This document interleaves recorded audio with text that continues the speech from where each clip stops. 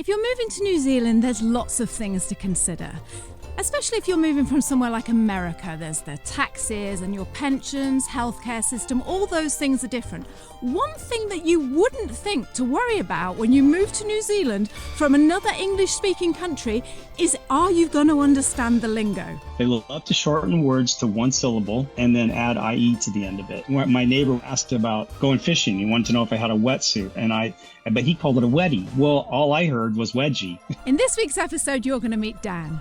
Dan emigrated from America and is now living in New Zealand, and today he's going to share with you everything he's come up against since he's been here. Let's go and meet Dan. Got it. Hello and welcome to the podcast. Today I am super excited because I've got a very special guest on. I've got Dan from Auckland. So hello and welcome, Dan. Thanks for having me. Dan, you are a member of our private NZ Ahead community group. You are a massive source of value to us. And I'm not going to say too much because I want you to tell your story. But yeah, I've been wanting to get you on this show for so long.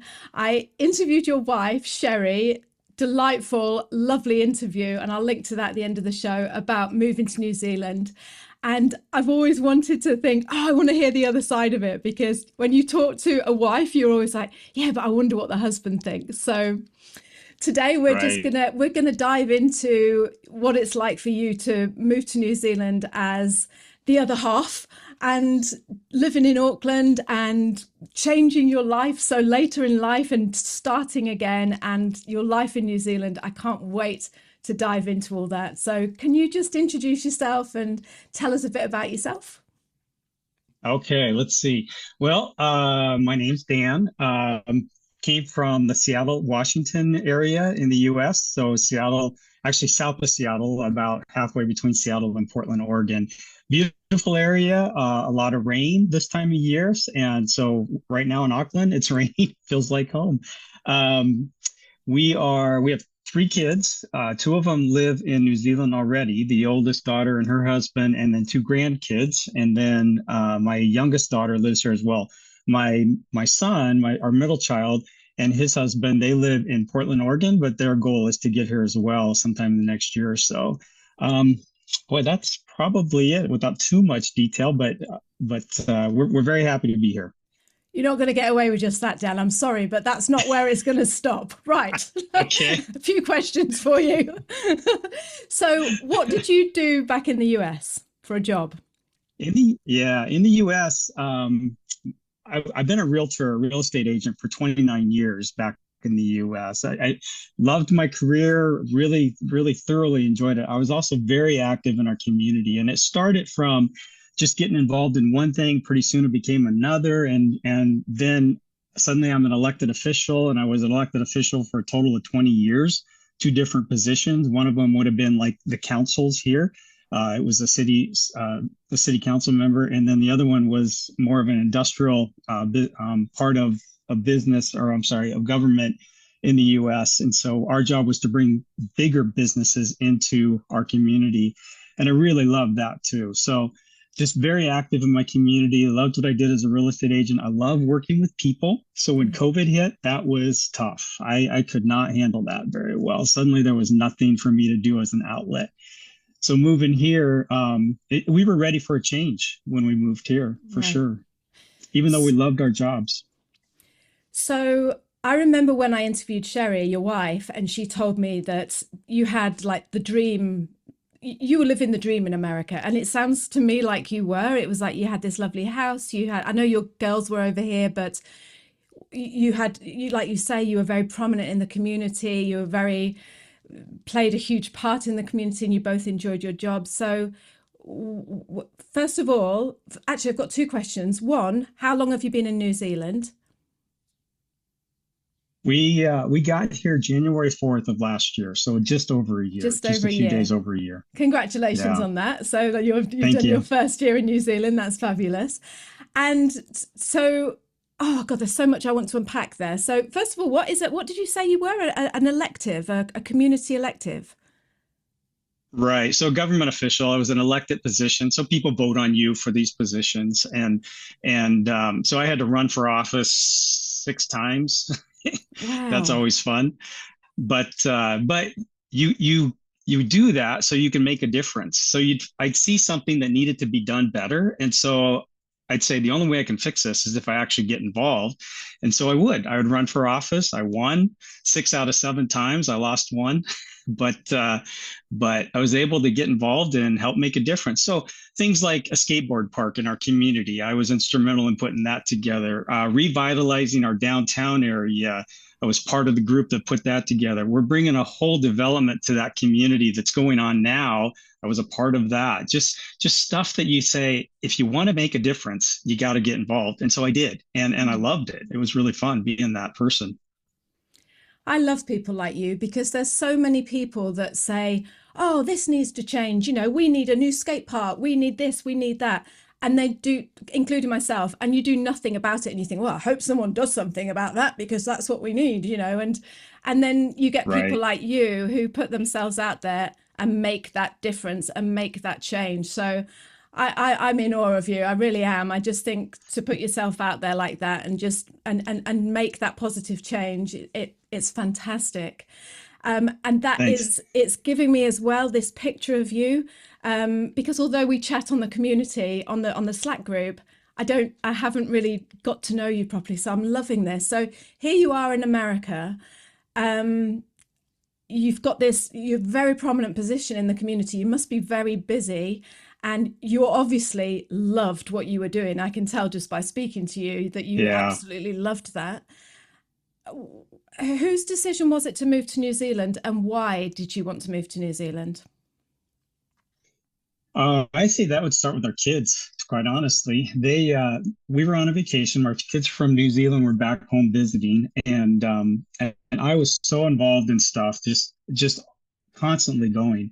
And my kids said, "Dad, we think we need an intervention. We think you need to slow down." And so part of that was I said, okay, if I'm going to slow down, I got to move out of this community because I can't stop what I'm doing here if I still live here. So we put our house for sale in Centralia where we lived and moved up to Olympia, which is about 30 minutes north, but totally different community, much larger community. And so that kind of started the process. The house we were moving into there was my parents' house. We had bought it from them years ago, used it as a rental, and we totally renovated it, thinking this is the house we'll live in for probably the rest of our lives. We'll go over to New Zealand and visit every 6 months or so, spend time with them, and just this would be perfect. And then COVID hit, and we couldn't do any of that. We finished our house, but we couldn't go visit. We were pretty much isolated, and I'm a people person. That didn't work well for me. So we started looking at how do we change this? We got to change something. We got to change our life. And the idea of moving to New Zealand, truthfully, from the beginning, wasn't even a possibility because I'm 60 now. My wife is 58 now, and you couldn't do it if you were over 55. And but there was a small window of opportunity that we snuck into October, and the borders opened up for my wife as a nurse, and that was our ticket in. But we were kind of even if we couldn't move to New Zealand, we were going to make a change. We were just ready for that in our life. Right. So you were committed to, just like you say, your kids said, Dad, you need to slow down. You're 60 now. You Yeah. need to just take a break, take a step back. And to do that, you felt like you had to move out the community. When you say you couldn't, I'm just interested, just a bit nosy, but when you said, oh, we couldn't do that if we stayed where we were, I couldn't step out. Why not? Would people just be like looking at you and saying, why aren't you doing your stuff, Dan? Where are you, Dan? Is that why? Oh, probably a little bit of that outward, but mostly inward. I couldn't stop seeing things that needed to be fixed that Ah. I thought I could help, that I could make better. And so the drive came from inside me more so from outside forces. Just real quick to go back, the reason I first ran for office was we lived in a very nice little neighborhood, but our neighbor was a drug dealer, and the house on the other side of us was becoming a drug dealer house. I talked to the city about it, and they kind of said, well, there's not a lot we can do. And so I told Sherry, my wife, that look, I'm gonna try to get involved and make a difference, or else we're moving out of this community. And that was 25 years ago. And so I ran for office. I won. I made code enforcement a bigger priority for the city. And if you know drug dealers, they don't like to be messed with. So they like to do things like have garbage around their house and park on their lawn when they're not supposed to. And so we stopped all that and they started to leave. They started to leave the community and it worked. So that's what I mean about if I see something wrong, I feel like there's got to be a way to fix it. If nobody else wants to fix it, then I'm going to have to get involved and fix it. Oh, I can't wait to hear what you've got to fix in New Zealand. You must be looking around in Auckland going, oh, yes, yes. Well, Okay, Liz, it's not stay to on be track. negative. Yeah. Sorry, what did you Yeah, we're not say? negative people. No, we're not negative people at all. No, We're not like we're looking for things to be wrong. We're just thinking of how could things be better? And there's exactly. always opportunity for that. Exactly. Honestly, I love it. I absolutely love it because, yeah, like I say, so many people, oh, moan, moan, moan, moan, moan. People like you Right. looking for opportunities to make things better for people. I think you're fabulous. So here you are in America. You've moved out. COVID's hit. You're 60 now. So are you not working? You were doing up your house, I know, but are you not working Yeah. now? No, I was still a real estate agent, but if you know a real estate agent in the US, which is I gotta say is totally different than here. It's a different process. I was very involved in people's lives, helping them buy the house of their dreams, sell the house so they could do their next dream. That interaction with people was wonderful for me. But when COVID hit, you had to do so much of it from a distance. And you lost that connection with people. Even in my office, I would go to the office. I was one of those that liked being at the office, but you couldn't do that anymore. You couldn't be in an office environment. So basically, I was sitting at home every day, working from my computer, and I was still doing well. I mean, we were still fine financially from my job, and Sherry's job, but just not feeling fulfilled, just not feeling Mm, that passion for that I'd felt for the last 28 years at that point. mm. Okay, So it was so ready. It was time for change. time for a change. Had you ever been to New Zealand before? Yeah, so my older daughter and her husband have been here 6 years. So we'd been here, I think, 5 or 6 times before to visit, and really enjoyed it. And to be honest, the drive wasn't them; it was our grandkids. Mm, Becoming a grandparent is the most amazing thing you will ever experience. At least it was for us. And we decided we want to be a part of these kids' lives. They're 4 and 2 right now. They were 3 and 1.5 when we came, and I got to tell you, that has been worth every bit of angst in the mm. process of getting here, and the challenges we face. But when we're with those guys, it makes all the difference in the world, and we've realized that's what life's about. It's not about our careers. We're doing fine. Yeah. Okay. All right then. I'm keeping on track. So I love Okay. that. I love that. I love that you said you came over for your grandchildren. It's just it's. Do you know what? This is such an interesting conversation because being with our community that we have on Slack, you hear so many stories. 99% of the stories of people who are moving to New Zealand, their biggest fear, their biggest heartache, their biggest challenge that they have to overcome is because they know they're moving to the other side of their world and they're taking the grandchildren away from their grandparents. And your heart just it aches, like, because there's nothing you can really, Yeah. apart from saying, oh, you can visit and all the rest of it. It's still a massive pull. So to have you saying, oh, we just followed them, we came over, it's lovely. It's just, and I'm sure this is going to be a massive help to people who are sitting there thinking, will my grandchildren ever, see their grandparents again? Because you're making it sound really easy as on a mindset thing. It's just like, yeah, we wanted to be Okay. with them, so we went over and spent time with them.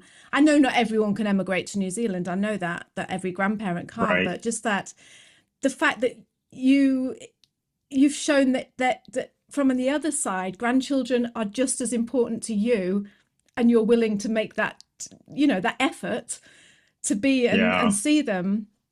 You forget that as a parent. I think you forget that. You think it's all about you and all about your children and what they're going to miss out on. And it's lovely to hear the other side of it, from the grandparent side of it. So thank you for sharing that. that's Yeah. that's that's great. Well, yeah, and I can say that when we were back in the US, we did a lot of Zoom phone calls, we did a lot of WhatsApp phone calls, all that kind of stuff. And we would spend, I mean, typically 4 or 5 times a week. We would talk to the kids for an hour or so each time, and really felt like we were connecting. But boy, that touching, feeling relationship is so important.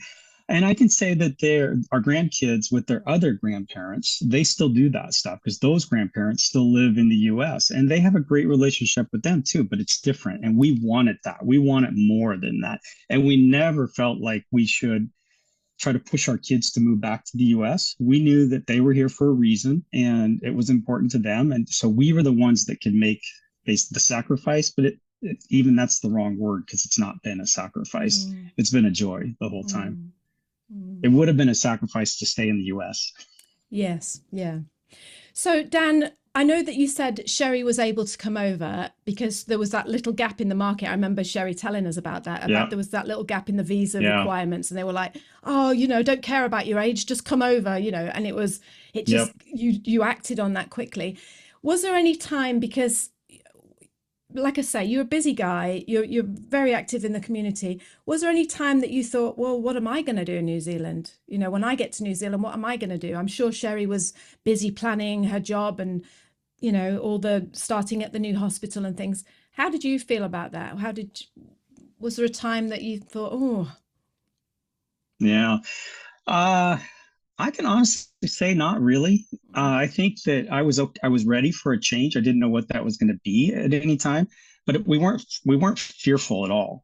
That the fear is the process, but we weren't fear about getting here and moving here at all. The process, as you well know, through your Slack group or the Slack group, is full of unknowns. And you don't know until maybe sometimes a day or two before you have to make the next move. And so that's challenging, but we always knew this is what we wanted to do and get here. So for me what am I going to do when I got here? We just figured we'd figure that out once we got here. And when you arrived, and Sherry went off to work, this is what I'm picturing in my mind. So there you are, you're right. And I know you've got your family, but your daughters must work. Do they work? So they're not like around the whole time, are they? And you're living in Auckland, is that right? You're in Auckland. Correct. Yeah. Or Rewa specifically, or Red Beach area. Yeah. So north of Auckland, about 30 minutes. Okay. So you're in Auckland and Sherry goes off to work. And that first day that your grandchildren weren't there and your daughters weren't there and Sherry's at work and your dog hasn't arrived yet, because I remember you were waiting for your dog to arrive. What did you think, Dan? What did you think? What did you think? I was ready for life to slow down a little bit as well. I mean, so for me, it was hard how do you slow down? That's hard to even think of, how to imagine that, but I didn't have any choice either. So I went for a lot of walks. We lived close to Stanmore Bay Beach at the time, and I'd walk down to the beach and along the beach. Unfortunately, I watched more TV in probably 3 months than I've watched in my whole life, but I think that was just part of the process too. And then I also wanted to be the one that explored a little bit and got to know the community a little better and figured things out, because Sherry didn't have time and she's fine with just me showing her, hey, here's where I found is the best place for doing this, or here's where we need to go to do this. And I became the person who did all the shopping, which I hadn't done much before. I mean, I know how to shop, but not, or cooking. I did more of that than I've ever done in my life. I gotta say, it was really a very pleasant thing. I never once felt like I'm missing out, that I'm not doing. The only thing I don't like is the fact that I'm not making any money, that I didn't feel my worth because I wasn't contributing financially to the family. But Sherry's been great about that too, and said, look, don't worry about it, we're fine. So and then I was helpful to my kids. I help babysit, help go on trips with them when they want to go to the zoo. I've been to the zoo probably a dozen times at least this year. And those are experiences that, man, most people don't get. So I'm really thankful that I've had that. It's really interesting what you say about not contributing financially, because I think as the partner that comes over that can't work, because is it right that you can't work in New Zealand yet? Even if you wanted to, you can't. Is that right? Tell me. Well, that was only for a short amount of time. Yeah, for about 3 months, I had to wait until we had a 3-year visa. work visa, and then it wasn't, and then I could work. Then I had a work visa that came at the same time. But then now we have resident visas, so I can do basically whatever I want here. We're here for good as long as we renew until we get our permanent visa. Then we don't have to renew those anymore. But that's 2 years down the road. Right. So But we you do have can resident visas now. right. Oh, congratulations. That's fantastic. Yeah, Yeah, well done. yeah. So I can work. Yes. Well, what are you doing sitting here chatting to me then? Get out and earn your crust. You know? Lazy. Well, you're paying me for Oh this, yeah, aren't you? I forgot about that. You're getting a good wage for this. That's right. That's right. No, it's interesting what you say Uh, about that though, Dan, because I felt exactly the same when I came over. I left a job in England. We came over here. Brian was working full time as a plumber. And I was just sitting yeah. at home and I started making bread and I was taking the kids to school and picking them up. And I just felt so redundant. That's why I'm so interested to hear your side of the story because Yeah. um, I did. I felt like, and you know, I couldn't work for those first 3 months either. I think it was 6 months or something. But what I was going to say to you is, isn't it funny how we underestimate just how much value cooking the meals, going and getting all the shopping, cleaning the house, being there as a support for the other partner.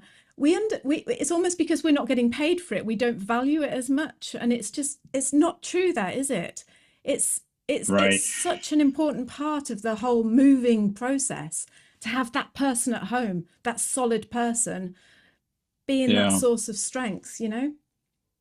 And I would say that probably out of the ones you mentioned, the cooking, the cleaning, the shopping, all that kind of stuff, which I've done, I'm the primary person for those now. But the biggest, the most important thing is being a support for the person who is getting over here, because they're dealing with a whole new world with new expectations, new people there.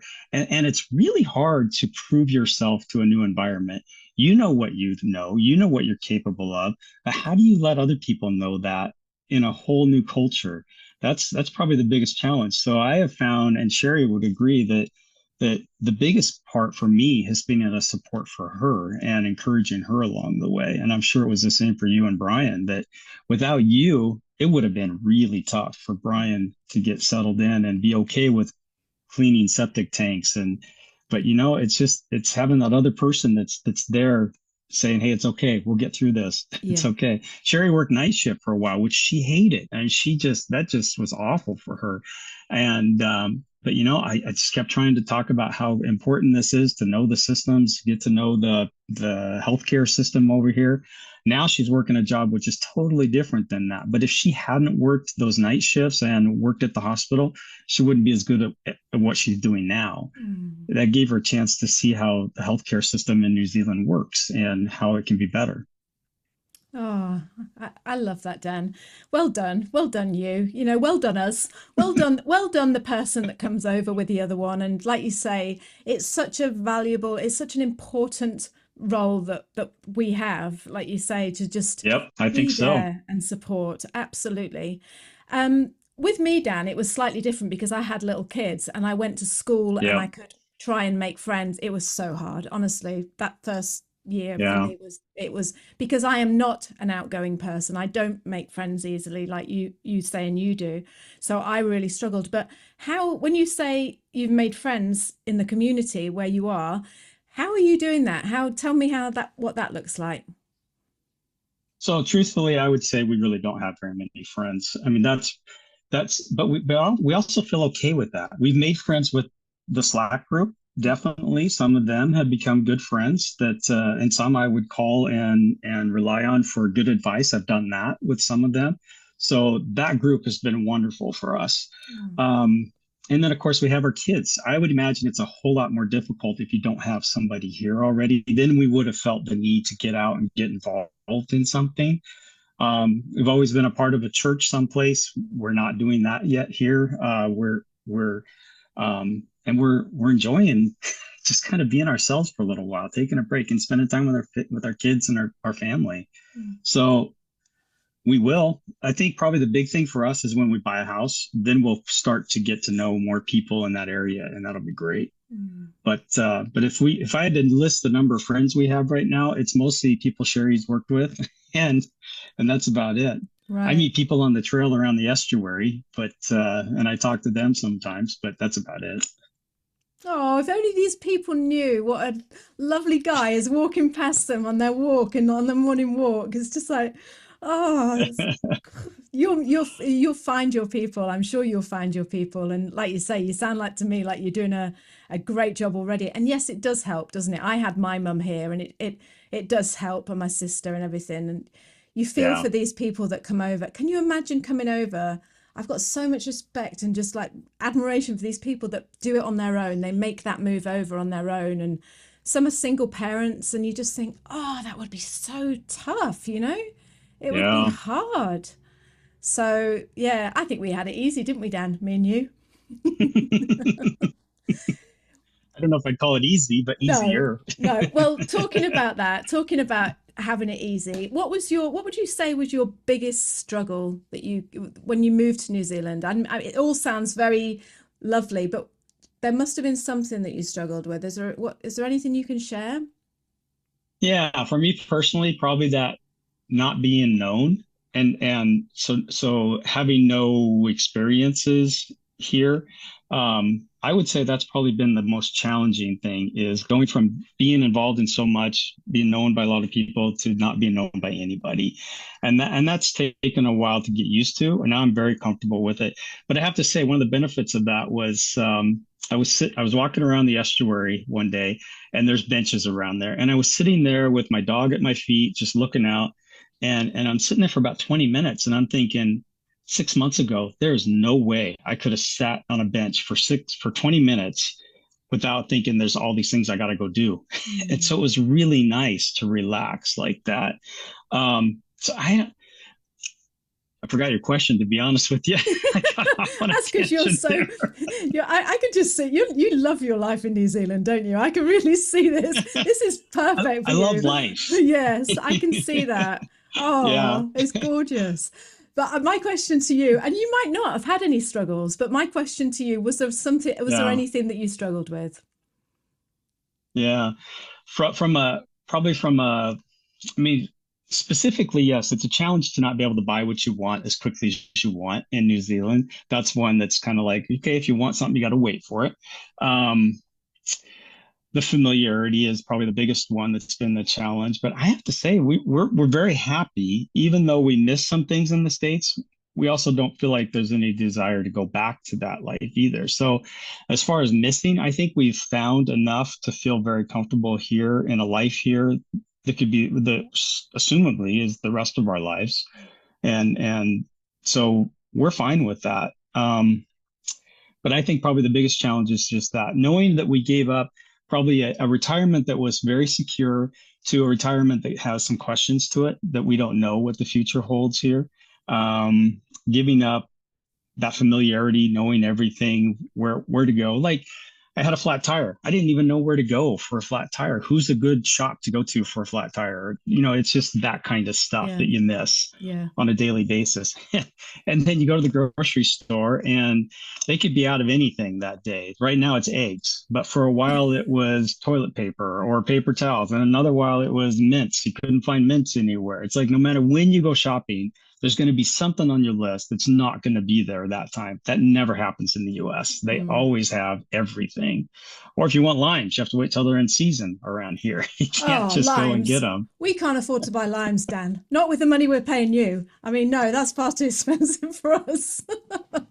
No, on a serious Right. note, limes, I don't know what they're like in Auckland, but in New Plymouth, they're extortionate, like, Yeah. you know, $2.50 or $3 Yep. for a tiny little lime. It's like, why? This is New Zealand. You know, Yeah. you grow them. Right. Why? No, don't get me started on that, Dan.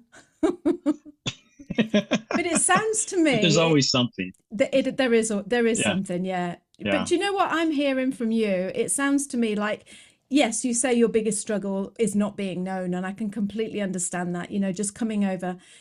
It's weird when you move to New Zealand, because it's like someone gets a cloth and just goes like that on the whiteboard of your life, on your Yep. experience, isn't it? And all of a sudden, like Right. you say, you're not, although you are that person, you're not, you haven't got those experiences, those memories, that not memories, but you know what I mean. It's just that this is who I am and I carry on being that Yeah. person. It's almost like you have to Yeah. start again completely, which I think in your, and I think this is a positive rather than a negative. I know it's uncomfortable to go through, but it sounds to me like you wanted that change, and people who move to New Zealand want that change, and it's the perfect opportunity to do that, because it's like, Yeah. this is the new, this is the new part of my life that I'm going to embrace. And yeah, it's coming over as a much more positive than a negative, I've got to be honest. Yeah, I think you're right on that. I mean, it's certainly not something that we would say um, we fret about, and it's not ego that I want to be known. That's not what I'm trying to No. say. It's just that you didn't have to prove yourself to anybody, and here nobody knows anything about me, which, like you said, I think is very true. You're ready for that. It's okay. Um, so yeah, no regrets. I just keep coming back to that. No regrets. It's different. Ryan Bevins keeps saying that New Zealand is the same but different. And it's Yes. that different part that you kind of have to figure out, and it takes time. We've been 1 year. I feel very comfortable in 1 year, but in 5 years, I know I'm going to be even more comfortable with this life here compared to what we had there. And we Mm. never look back going, I wish we hadn't left. I wish we hadn't. I wish we still had this. We don't do that. Right.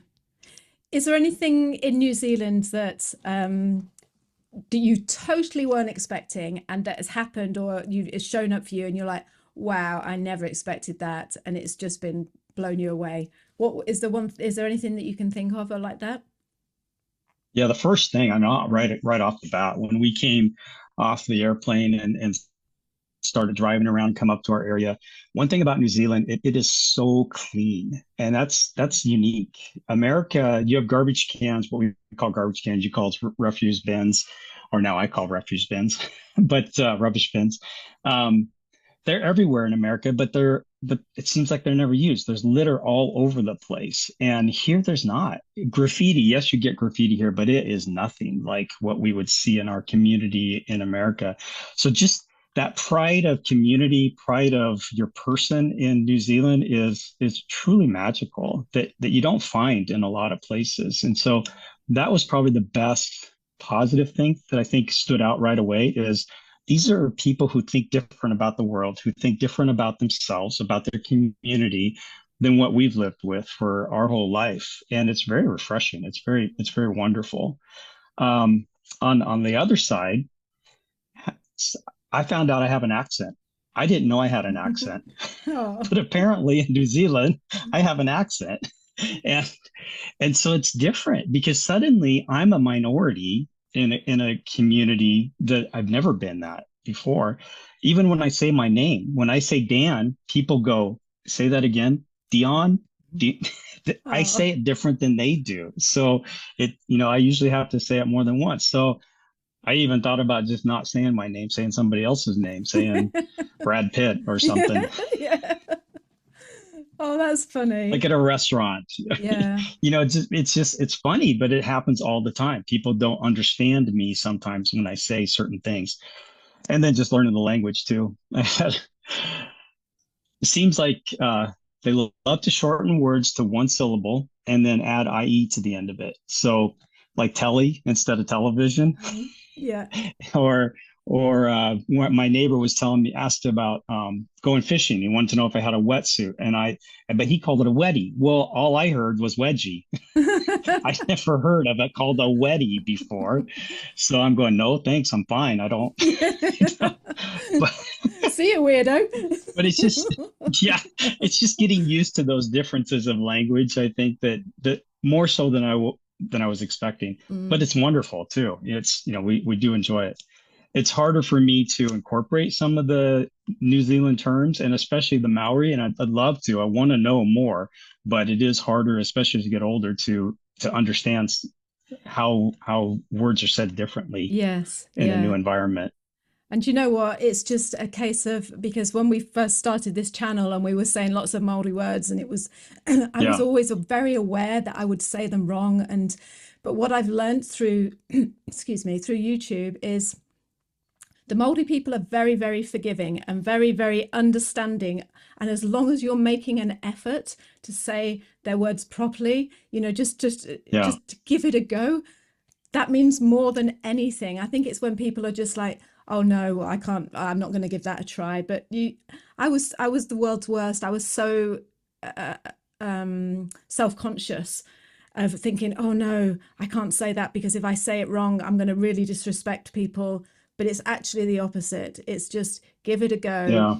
do what you can, and as you know, just make that effort to just embrace the language and just, yeah, I'm sure you'll be absolutely fine. And it's such a beautiful language as well. I mean, you can, Yeah, it it's is. just, it's gorgeous, you know, just the words. You don't want to say it wrong because, like I say, you want it to sound beautiful as it's supposed to sound. But yeah, that's what I've learned anyway. I've just thought, just give it a go. Yeah. Yeah. And people will always help you and say, oh no, it's not like that. It's like this. Like, yeah, it's just like Topor. When we first came here, we said Taupo. We thought it was pronounced Taupo. And then, yeah, but we did Yeah. that. We thought that's how it was pronounced. And then we had a Māori friend come and stay with us. And he said, just remember your big toe and the cat's paw. So it's toe paw. And I thought, and we never forgot it. And that's all you need is someone just to give you that little nudge or little, you know, to reprogram your brain to say things differently. And that's how you learn. But like you Right. say, it's so hard when you're older, isn't it? Because Yeah. as kids, they just pick it up like that. But yeah, it's harder to learn when you're older. Well, and I'll be honest with you, part of that is the reason I haven't tried too hard to get a job because I don't want to, because it's harder for me to say the words sometimes, and so you don't want to look stupid sometimes, and especially in a work environment, or even spelling, because you use the kind of the British version of spelling, so a lot of words are spelt different than what we would spell them in the U.S. So it does make you self-conscious about, am I going to say it right? Am I going to spell it right? Am I going to use the right pronunciation? Yeah. And so sometimes it's easier to just say, I'll just back off. I'll just stay away for a while. Mm. Don't, Dan. Don't think like that. Honestly, just say exactly what you've just told me because Kiwis, you know, New Zealanders, Maori, they just that's all they want is just the real. Just give it a go. Just give it a go and just say, I hope I'm not Yeah. saying this wrong, or excuse me if I say this wrong. You know, I'm still learning, but yeah, that's what I love about New Zealand is, and I know exactly where you're coming from because our biggest thing was when we lived near France. You know, we're in England, you go over to France and you try and talk French. And if you didn't get it right, you were ridiculed. And, you know, I know Yeah. people will argue against me with this, but I'm telling you, I worked in France and I know what it was like when you're trying to talk and they go, quoi? As if like, what is it you're saying? And then you'd shrink Yeah. back and think, oh no, I'm not going to say that again. And I brought that insecurity with me to New Zealand. So, like, you know, but if I can give you any advice, that's what it would be, is just no, just be open and honest and upfront and give it a go and you will be embraced enormously. No Kiwi will ever say to you, oh, you're not saying that right, you're stupid. They won't. I'm telling you, they won't. Yeah. So you just give it a go. Well, I'm not too shy either, if you can tell. Yeah. So, That's it then. Oh, Brian's off I've for got his to go for an appointment. appointment, so go steady, Dan. okay. We've got to catch up. I'll Yeah. cut Take this little bit care. out. No, you won't cut it out. Okay. He's going for his haircut. See you, Brian. Oh, I could just talk to you for absolutely hours, Dan. But I know that I've been going on a little bit. But look, how is Auckland? How are you liking Auckland? Auckland is very nice. I mean, it's a big city, but quite honestly, it's a small big city. It's only 1.4 million people, which sounds like a lot, but it's certainly not as big as most big cities that we've been around. So it's still very, very comfortable. You can get anywhere. There's traffic, definitely, but there is in every big city. But what we like is we're close to everything that we could use, and we're also, since we live in the outskirts, we're close to seeing the rest of New Zealand that people say is not Auckland. And so we've done quite a few trips up north from here and really enjoy that as well. But on a daily basis, it's just nice to be um, where we are. It works out Mm, perfectly for us. mm. So no complaints there. But I would like to see South Island a little more. We were in Christchurch for MIQ and we had to stay in that, and I'd love to explore that area. But truly the priority for us is to be close enough to our grandkids. So right now we're 30 minutes away from them, and that's about as far as we'd want to live. Yeah, yeah.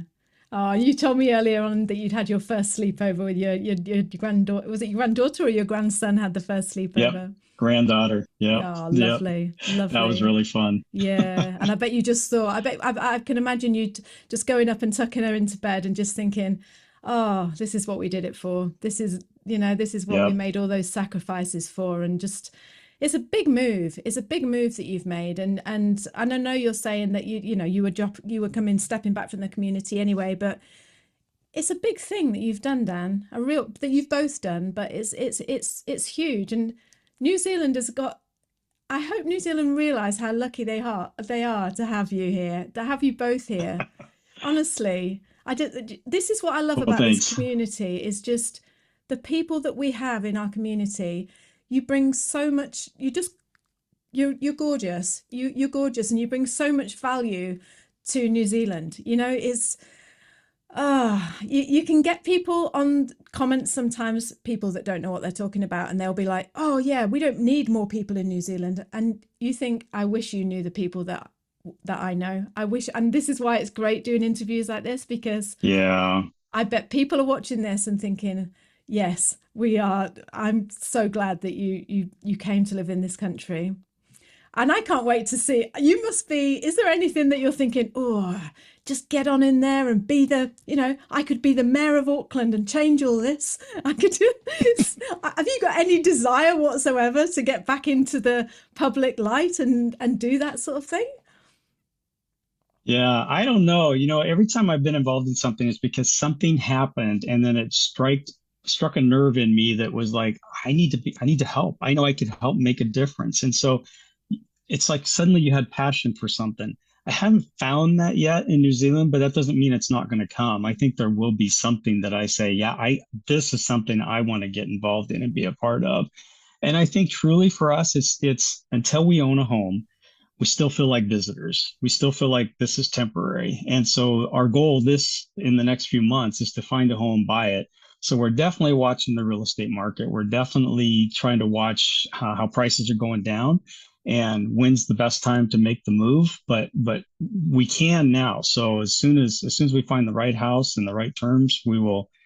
That'll give us that sense of home, sense of belonging, and I think for me that'll make all the difference in the world in what else we do here. Mm. So have you been in the same rental that you started out in? Have you been in the same rental throughout? No. No, that one was furnished and it was small. It was just a one bedroom and it was perfect for about 3 months. But our stuff, because we shipped over a lot of things, our stuff took almost 7 months to get here.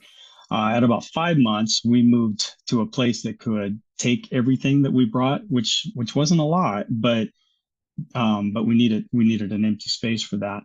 And so where we are right now, we're here until May. So our goal is, of course, to not have to renew a lease, is to actually move into a house sometime before that happens. But so this one's nice. I mean, it's clean. I know some people have had some terrible experiences, but for us, this has been very nice. Mm. We pay $680 a week for it, which may seem outrageous, but that's the market where we are. And you could certainly do a lot worse than we are for $680 a week. Yeah, I was going to say $680 doesn't seem, I mean, when what, I don't know if you've heard my latest news, but there's a yurt going down the road and they're charging Yeah, 600, 600,000 for a yurt, Dan. I'm like, what? that's So crazy. yeah, it is crazy. It's crazy. No, actually sounds quite good for around Auckland area. So that's a positive. Well, you think about it.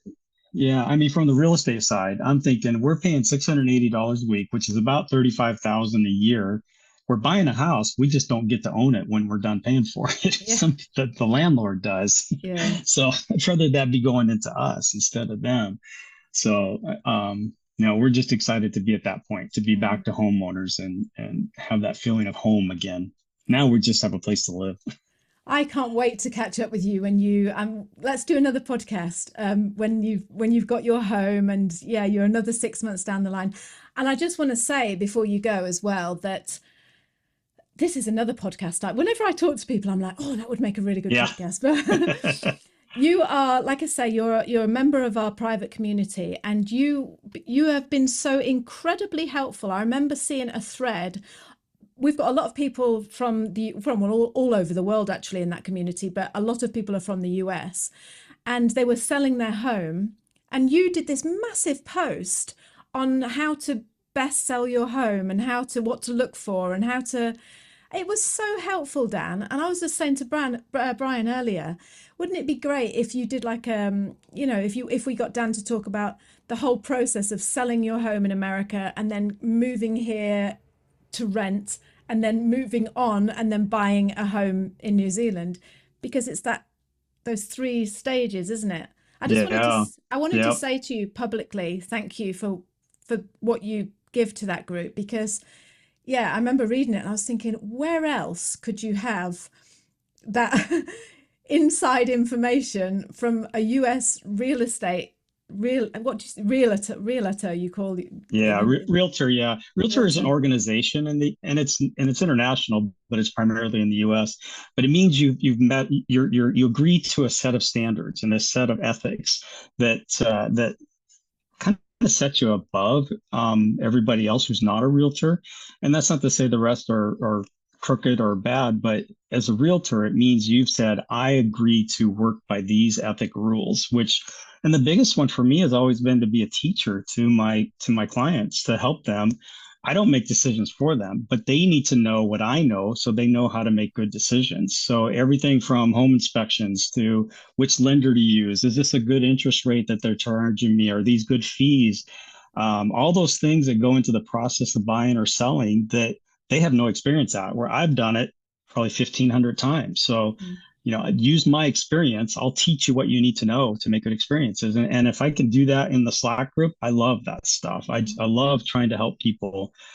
And they do the same for me, quite honestly. I mean, some of those people have been a tremendous help to us as we've tried to maneuver our way through this process. Some of the responses to our questions have equally been as impressive. So yeah, we're just one big happy family there, aren't we? And we're helping each other out. Yeah, that's what I love about it, Dan. That's what I love about it. It's just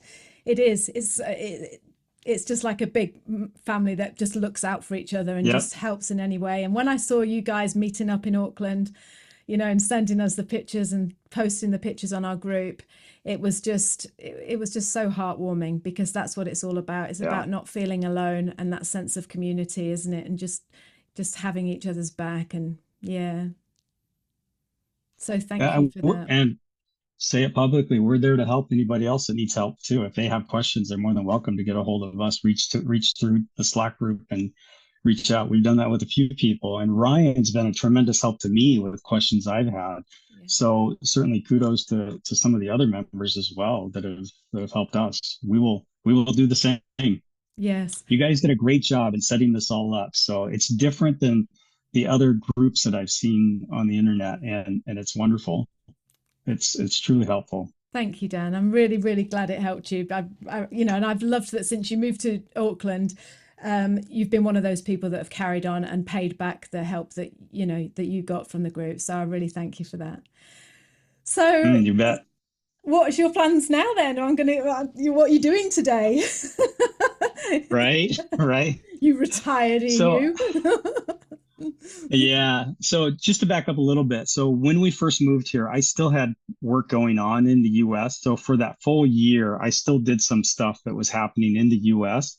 But in December, that ended. I let my real estate license expire. So now I am basically a retired real estate agent. And that's a weird position to be in. I'm not used to that term yet.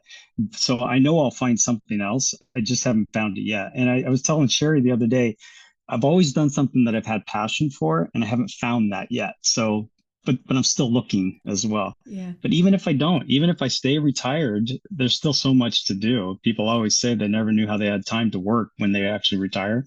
And I can see how that happens. Your life slows down enough that you fill it with other stuff. Yeah. And we're totally happy with our current position, but there's things that we see we can do better too down the road. So we're working towards those goals. That's just fantastic. And before I let you go, I just want to say, this is my famous line. Before I let you go, I just want to say one more thing. But what you said there really struck a chord. Is good on you for trusting that you haven't found it yet and not jumping into something just for the sake of jumping into it. Because I think this is, and it's a shame Brian's not here to talk about this, but when we'd only been here 2 years, and Brian, you know, we were so busy. Brian was doing his plumbing, he was cleaning the septic tanks out and all the rest of it. You know that story. He had to do a lot of rubbish stuff to get his visa, and then we jumped into building this house. And then after that, Brian wasn't working. And I know part of it was to do with money, and we needed money and everything, but he jumped straight in to a business partnership and stayed in that partnership for 7 years. And it wasn't his passion. It wasn't what he wanted to do. He just did it out of, you know, like that, what's the word? Panic. Like, oh shit, like, you know, I'm not working, I'm not bringing in money. Watch, like, oh, I'll do that. So I'm so proud of you for being strong enough to go, do you know what? I haven't found my passion yet, but that's fine. It'll come, because it will. But good on you for not just jumping into something and being stuck there and thinking, how did I get, why am I doing this? You know, so that's really inspiring, Dan. Really inspiring. Yeah. Well, it's true too. I mean, I've looked at jobs that I thought, well, I guess I could do that. But when it came down to it, I don't think I could have. I think I would have been unhappy, and I wouldn't have done anybody any benefit by being there. I mean, I've got very strict rules. I don't want to work Saturdays, Sundays. I don't want to work evenings. I've done all that stuff. Yeah. Really, specifically, I want to work Monday, Wednesday, and Thursday. That's it. Yeah. So if I could find that, if anybody out there has that job that still pays well, yeah, exactly, then I'm interested. Yeah. Plus you can't work Wednesday morning because you're doing a podcast with me. So that's right. Off. Oh yeah, and flexibility to take time off. Yeah. Well, Dan, I've absolutely loved chatting to you today, and we covered everything, didn't we, that we wanted to cover. I just feel like I've really got to know you in this hour. It's been great. Yeah. So should we get together again and do a catch up in 6 months or so? Perfect. When you've bought your house? Because I'd love to hear about that. And if you think it's worthwhile, Sherry and I could do it together, because we bounce off each other very nicely as well. Yeah. So well, let's do that. Let's do me helpful. And Brian and you and Sherry, and we can just talk to each other and just, like you say, just have that 4 people. That would be lovely. And I'm going to say now, if you're watching this and you want to watch Sherry's video that I made with her, it was called Swapping America for New Zealand. That's Dan's wife, Sherry. It's a fabulous video. She talks all about leaving her job in America, where she too was very high up in her job, and comes to Auckland to be a midwife. She was a midwife, wasn't she? She worked as a midwife. No, she was a nurse on the floor, so not a midwife. And it's kind of different in the U.S. from here, but she was a labor and delivery nurse for a while. And, right, that's right. I worked with the midwives. Yeah, I knew she was talking about bathing babies and things like that, and it's a fascinating video. So I'll link to that at the end of this video, and you can go and meet Dan's wife, Sherry. So until I meet one you... last thing. Oh, go on. Yeah. One last thing is I'm highly competitive. And that's what drives me, is competition. And not that I have to win, but I like competition. She got like 11,000 views on hers. So if I could beat that would be wonderful. Come on. Okay, we'll give it a go. That's fantastic. Okay, sounds good. Okay, I'll speak to you soon, Dan. Thanks so much. Okay, see ya. Okay, bye. Bye. Bye. I really hope you enjoyed that show as much as I enjoyed recording it. If you're moving to New Zealand and you are interested in joining the Slack group, the private community group that we raved about and talked about on today's show, then you need to head over and get our free 5-day video guide. This is a video guide that sends you a video every day for 5 days, sharing some aspect of what life in New Zealand is like. It's absolutely free. And then when you get to the 5th day, you will be given the option of whether or not you want to join the private community, the one that we talked about. It's a fabulous, fabulous resource. I don't need to say anything more because you've already heard all about it. Go over, take the free 5-day video guide, get to day 5, and then you can decide whether or not you'd like to be a member and join our private community along with me and Brian and all those other fabulous people that are walking along the same path as you and making the move to New Zealand.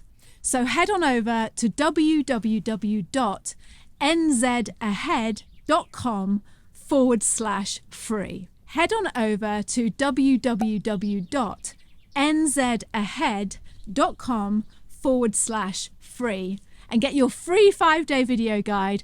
Get to day 5 and then you decide if you want to come and join us in our private membership group. I hope to see you on the other side. Imagine this. You've lived in the United States all your life. You've spent 30 years with your husband building a wonderful life for yourself. You've got a gorgeous house, you've got a really good job, and you've got all your children around you. But then 2 of your kids decide to leave, and move to New Zealand. So what do? Every day, I think too, if you're going to do this, if you're going to move, leave everything you know, then have known for 30 plus years, including a very good salary. Better have it squared away in your mind what your expectations are in New Zealand. In this week's show, you're going to meet Sherry. Sherry was a director of a hospital in the US, and she's come to New Zealand and started all over again. She's over 55, she's with her husband Dan, she's working as a maternity nurse. Her story is amazing. Let's find out.